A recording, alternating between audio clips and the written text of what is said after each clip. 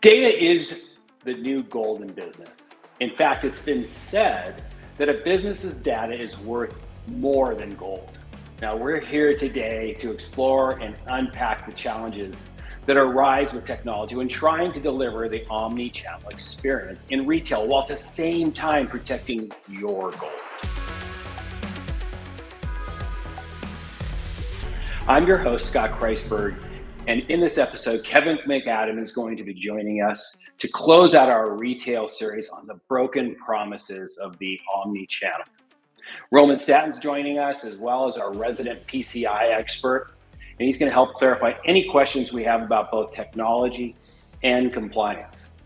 Now, if you haven't listened to episodes 6 and 7, you're going to be missing out on a lot of valuable information. So I really recommend that you go back and you check them out. And if you go to our website at onestepsecurit.com, they'll be there for you to listen to and enjoy.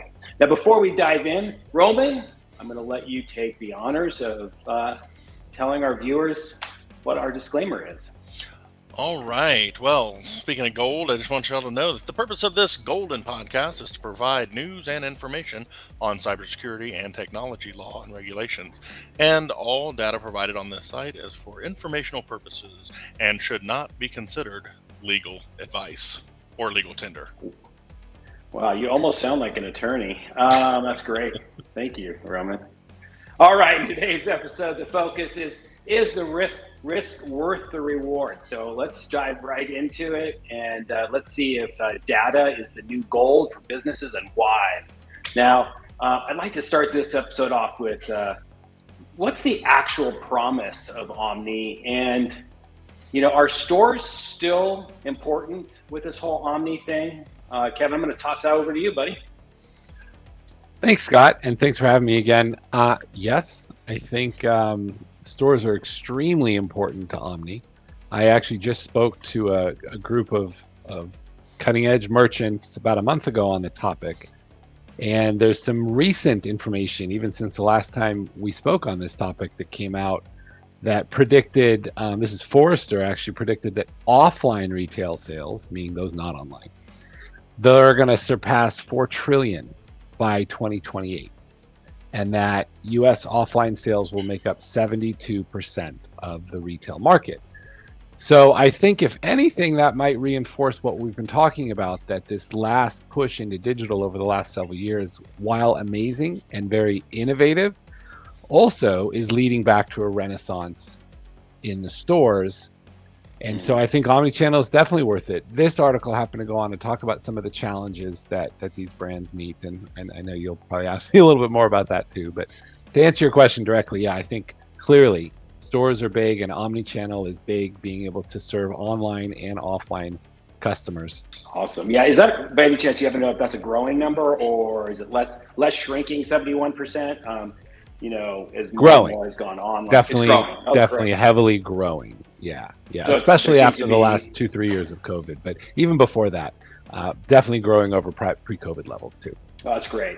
That's interesting. It's really interesting. It's great. I can tell you that the shopping centers in my area, I mean, I can't get a parking spot. So people are out shopping. Holiday season. So yeah. Well, and the other interesting thing this article talked about with regards to the physical stores is that what you're talking about there, but even Walmart's CEO has been on record recently saying that his stores are key nodes in their omnichannel business. Meaning, like, I mean, that's Walmart, so it's a different kind of a retailer, but still, they've got distribution all over the country, all over the world. Absolutely. All right. Well, cool. In a couple of the earlier episodes, you had mentioned that there are technical, operational, I believe you said security components to this Omni channel experience.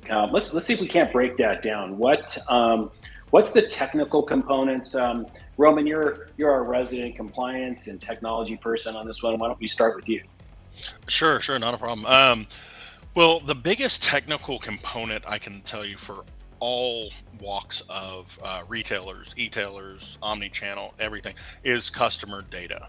Right, that is what all of the compliance, all the regulations and frameworks are looking to protect, which means all of these stores now have to take in consideration where do they store that data? You know, once upon a time, it was just in your point of sale system.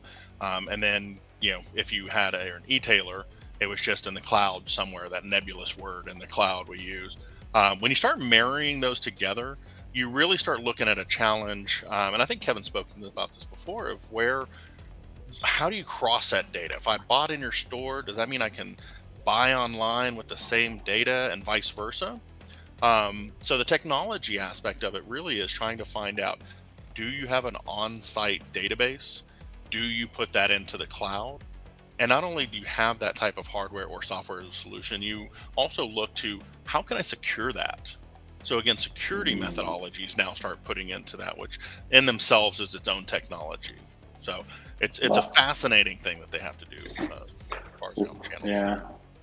So yeah, there's a lot to think about there, and probably should seek out some professional advice when thinking about this. Yeah. So Kevin, do you have anything you want to add to that? Yeah, absolutely. Because I think that, you know, we talked about some of the technical and the operational challenges before, and happy to dive into those again. But I think from a data perspective, data is the core of Omnichannel, and criminals are definitely taking advantage of it. Retailers have had a huge amount of cybercrime. Small, medium business in general has, but retailers in particular. And I was reading a study recently about like where they were getting, and it was the majority was from exploited vulnerabilities, meaning some known vulnerability in some software. And retail was significantly higher risk of those attacks than kind of the cross-sector section of the rest of the average of businesses there. And when I dug a little deeper into it, 71% of the time in an attack, the kind of outcome of the attack was that the data was encrypted, because there's all this data, like Roman said, there's all this data, customer data in particular, which there are so many states and not to mention federal and, you know, just best practices of not breaching customer data. I think something like over 80% of customers said they'd stop doing business with a brand that breached their data. So the criminals are getting it. They're like, exploitive vulnerabilities, get their data. Customers ain't having it. So yeah, that's a huge risk to it, on top of the technological and operational. So there's this benefit, absolutely, that we just talked about, but there's also a risk that has to be adjudicated as you go into the omnichannel world. Interesting. All right. Yeah, you just mentioned operational components. Is there anything in particular you want to discuss there? Yeah, I think, you know, a lot of times people just think this is a systems issue, or just don't think about it at all. But that they just like, oh, turn that button on the website, right? I mean, it happens more than we would all like to know. But like, you know, by nature, different aspects of a retailer's business are siloed, not just technologically siloed, although they are, but even operationally, they're siloed. The way online merchants, digital merchants think about retail is different than those that work in stores, or those that work in the warehouse. They just think about things differently. Though they're not the same team, they're different teams. Operationally, they are by nature, they're siloed. And so you'll have like systems show this up. And we talked about this before, that you'll have certain technologies that evolved as an online technology. And then they go and they say, oh yeah, you can open up a store with POS. But then they don't think of inventory as a thing that exists in physically different places. And how do you get the order to those places? Because to an online merchant, inventory is inventory. I got 100 of them, I'm going to sell them. But if those 100 are split out amongst 16 stores, well, how are you going to fulfill them is very different. So I think that's high level, but it speaks to the kind of the technological challenges, but also the operational challenges. It takes a cohesive kind of melding of the teams to make sure that even the teams themselves are thinking about these things differently, and what decisions they make have ramifications downstream or upstream throughout the organization. Yeah. Yeah. I'd like to jump in for a second, because it's sure. It's interesting, Kevin, that you used the silo. I was recently at a cybersecurity summit in Scottsdale, and we were talking about just that, to where you have and people doing inventory and receiving. You have salespeople, you have middle management. You have all these different silos that are doing their jobs, right? So they're doing their job. Yeah. And then as an upper management looks at it and says, great, everything's doing their job. but they don't see the gaps in between the silos. So it starts putting together a point of view that you need from somebody coming outside to look at your organization to make sure that you are doing that crosswalking of silos to where those gaps aren't getting wider. Even though they're doing their jobs, there might be some sort of security there or something that needs to happen in between there to make that customer data a little safer, to educate the staff. And that speaks to a lot of culture of the company, which usually comes from the top down. So it does. It has to come from the top down. Culture and testing. Test these things. Absolutely. And back up. Well, this episode is very centered around the cost and the benefit of this technology with regards to what risks you guys have been talking about. And so what would you say the cost benefit against the risk for opting to do Omnichannel as one considers these options? I think go ahead, you first on this one, Roman. Go ahead. Okay, yeah, because I honestly I think the cost benefit is totally outweighed heavily on the cost side versus what you're risking. I mean, with certain compliance, I've seen people, companies that are obviously getting sued. I've seen owners take personal liability because they didn't follow certain frameworks. We see this in the news every day. So having your cost of, say, storage space in the cloud or whether it's on premises, cost of security, getting somebody that knows what the frameworks are, they know how to implement solutions, and they can work with the team of technology people, engineers to secure you is far going to outweigh than getting breached, getting your name in public, because it's hard to come back from that. I mean, Kevin's already told us, and that people will stop shopping with you if there's a breach and their information's out there. So realistically, just get a partner that can help you define what you need that's right for your organization, and I think the costs are pennies on the dollar. So you're saying do it right, but it's well worth it. Absolutely. All right, cool. I was going to say something similar, Scott. Yeah, I mean, I would say the benefits are clear. The brands that are doing it right are excelling. They really are. Okay. They are excelling. The market is growing like crazy.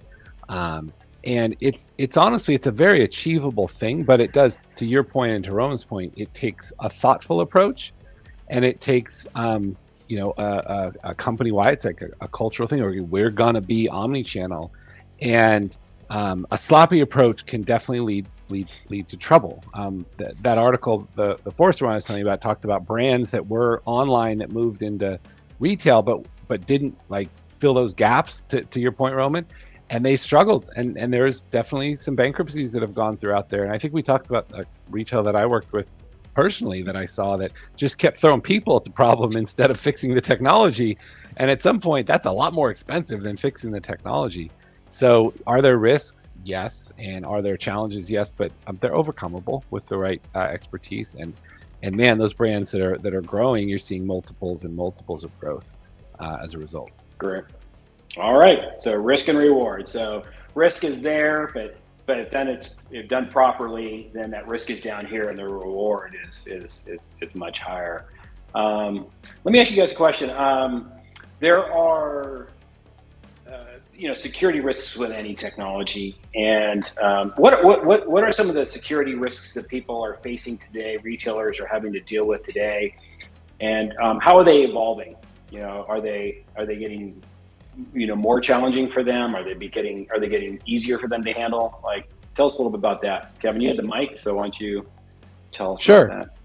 I think the specific challenge that I think a lot of the small and medium businesses in general are facing, and a lot of retailers in particular, are the complexity of technology that doesn't seem complex, yet it really is. Online is a great example. Like, to actually run an effective e-commerce site, it's not just one piece of software, it's dozens of pieces of software that are all working together.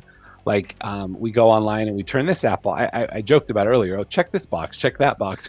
It really is that easy on an online site to go, oh, plug this partner in, plug that partner in. And they literally have dozens of third-party apps that make the experience for us as a consumer what it is. But the challenge with that is that the bad actors, the hackers, the criminals, they're now starting to realize that each one of those represents potential vulnerabilities to exploit. And so it's not just, oh, I got to attack their website. It's no, it is like 24 ways in. I just got to figure out the one. And I think to that point, that's why some of the regulations are changing. Like PCI v4 is saying, okay, those apps that you use on your website that your clients shop on their computers with, it's now your responsibility to make sure that they're cataloged, they're updated, you're keeping them secure, you're patching when you're supposed to patch. And this, you could directly correlate this to the statistics we talked about earlier. 41% of the breaches that retailers experience are because of an exploited vulnerability. Why? Because there's dozens of potential vulnerabilities on systems out there.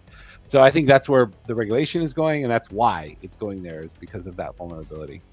I see it a lot. As Scott mentioned, I do a lot of the compliance here for One Steps, and time and time again, it's small little things, as Kevin said, that don't seem complex that will get you. For example, the spear phishing, and really just phishing in general, is what's going to take most people down, because it only takes one email click, and then your system's compromised. Now, hopefully you've had a security professional in there, you've had somebody look at your technology and see what you need. But as we see time and time again, it is just those little bits that we take for granted. I'm leaving out of town, I don't have time to look at this, I'm going to click there, and then that's going to get you. Kevin earlier mentioned the millions of dollars that are going to flow through retail.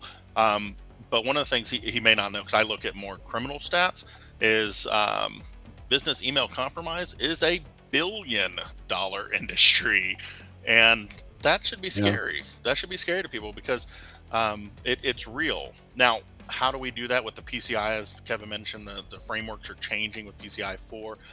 They're kind of spreading the risk liability from credit card to retailers and vendors. But it's nice because now there's a vendor management program set up to where, as Kevin mentioned, all 12 of those plugins, you can reach out to them and have them give you their security certificates.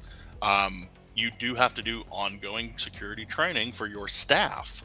That once, yes, those were in there, but they're not being enforced. Now we're going to see a lot more enforcement of some of these things that are going to make everybody safer. And at the end of it, I think we're all going to be better for it. I think the prevailing attitude is that if I get a technology that someone else is doing the security, that's been the prevailing attitude that I've seen with retail in particular, is that, oh, that's somebody else's thing. I'm just going to assume that they're doing it right. And I learned from you, Scott, that we need to trust but verify that people are taking security measures, because at the end of the day, if a breach occurs, we can blame anybody we want, but if it's our business and our customer data, then we're the one that's left holding it back. So I really think that approach is just so important to take. So the ostrich with the head in the sand isn't the way to go. Yeah. He's looking over our shoulder. Somebody's doing that, right? Yeah. All right. So I think we're getting pretty far in this episode, but PCI is, it's been around for well over a decade now. I think we're up to version 4. This one's going to be for real, right? So, I know the stakes are getting bigger, and retailers are starting to wake up to this whole concept a bit more than what you're talking about, Kevin, where, the software I'm using is supposed to be PCI compliant, so it's somebody else's problem. That ain't gonna fly anymore. So, Roman, what do you have to tell us about the security that we need to worry about or consider with regards to this current version of PCI? I think I've mentioned this once before, but plan your work and work your plan. I mean, it's almost that old business adage, and we're done. No, but it does ring true, because on these new requirements, you do have training that you have to do annually, and it has to be acknowledged. So it's not something that you just can pencil whip, and say, yeah, we've done it. You literally need people to acknowledge that they've done training before.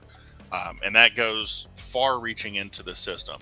you do have backup continuity and disaster. You have risk assessments. You have incident response plans. All of these now have to be done and on paper, written down. Shocker. Whoa. No, it's actually, that is probably one of the biggest pieces of the puzzle for businesses. Everybody has an idea of what they're going to do if X happens. We'll do Y. That's fine. But it's not written down. So that means if the person that's responsible for it is on vacation in Aruba and you just can't reach them, nobody will know what to do. So write it down, make a plan, and practice. And that's what I mean by work your plan. Practice. Just see what happens if, somebody calls up and says, "Hey, Scott, the servers are down. What do we do?" Right? And you have a plan that you've already put into place. You know where to find it. That's a big key. And you basically go step 1, 2, 3, 4, and you practice. So I would say that that's one of the biggest things that this PCI is really pushing forward. That, and as I said earlier, vendor management, so that you can't, that you can't blame somebody else. You have to have something that says, "No, I've talked to them. They said that they were secure. They gave me the certificate, and now your liability is, transferred." And that's kind of what you do with the risk, right? Transfer it. Yep. Roman, I was reading something about PCI I wanted to ask you about, since you're the expert on it. The prevailing thought amongst brick and mortar retailers was always, "Oh, well, my credit card company's doing that." And as long as they say they're PCI, I'm PCI. And I think online merchants is the same thing. "Oh, well, I work with whoever, whatever payment portal I work with." But I was reading, and maybe you can confirm this, that one of the things that's changing now is that when the payment card provider says they're secure, all they're saying is that their device is secure. They're no longer saying that the retailer is "Oh yeah, you're PCI compliant." They're just saying, "Oh no, we are," not necessarily your organization as a retailer. Is that right? You have that absolutely correct. And I kind of, and that's a change, right? That's a change of this new one, isn't it? Yes and no, depending on what. So there's multiple avenues in which you can take payment, as we all know. I've got a credit card device. I write it down. I take it over the phone, right, in person. So there's all these different methodologies, and the credit card companies understand that, so that they make different rules for different ways of vending, right? But to your point of when the processor is doing their assessment of your system, they're looking at it from outside in, and they're only saying, as you said, "My device is PCI compliant." Because PCI compliant goes to segment of networks. If you've ever made a purchase over the phone and you heard, "We are recording this call for quality assurance," well, now if you have to give them your credit card number to buy something, their phone system is actually in scope for PCI. Have they secured it? Have they secured that recording? We don't know, right? So it's a broader conversation, where once people thought, "Oh yeah, I just take a card, it's fine." Well, have you written it down? Do you destroy that stuff afterwards? And so it's a pretty unique scenario that the credit card industry, PCI industry, has pushed back onto us, because we start looking at things a little bit outside of the box than what we used to. So again, get a professional to help you look at it. I laugh because earlier, literally today, I've talked to 3 people specifically about this, when their processor said that they were self-assessed questionnaire, SAQ is the acronym, X, and I started asking them questions, and I said, "You are outside of that scope right now, just by that question." And they're like, "Really?" Wow. Like, yeah, they didn't know, because it's their ownership to know, but it's not their job to know. All right, guys. Hey, Roman and Kevin, thank you so much for your time today. This was extremely interesting. I hope you guys all found this episode interesting and valuable. So we discussed just how valuable your company's data is in today's world. We discussed the challenges of securing it and all that goes with that. So your data is worth more than gold, and the risk versus the reward of going Omni is there. So just get the professional help, know what you need to do, and do it properly, and then take advantage of what those retailers that are doing this now are getting. So So I know how much effort it takes to build valuable data, and I hope you guys got some ideas on how to protect it today. So remember, we stand ready to help you. Just give us a call and let us know if you need any help. Until next time, have a great week, and remember to stay safe.